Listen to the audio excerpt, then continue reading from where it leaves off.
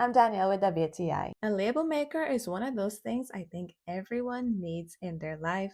And now that my family and I are moving, I'm so happy to have this one from MUNBYN. I love how versatile this printer is. You might be thinking it's just for shipping labels, but you can use it for stickers, pictures, QR codes, recipes, just about anything you want to create.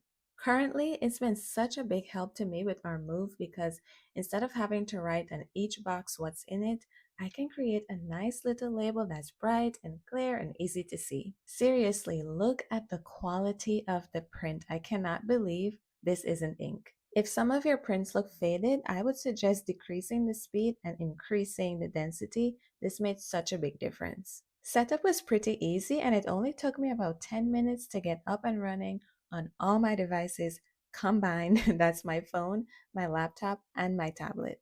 MUNBYN also has an app that I found very user-friendly and allowed me to either customize my label or choose from so many templates that they have.